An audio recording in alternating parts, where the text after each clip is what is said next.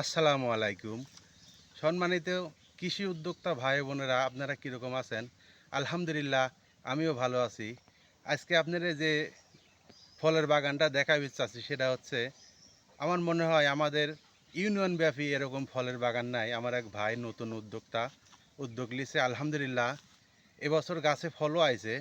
ফলটার নাম হচ্ছে মেওয়া ফল, আর আমাদের গ্রাম্য ভাষায় বলে হচ্ছে আতা ফল। এ দেখেন কি সুন্দর ফল ধরিছে দাদা। আলহামদুলিল্লাহ, অনেক সুন্দর সুন্দর ফল ধরেছে। ফলটা খুব দামি ফল।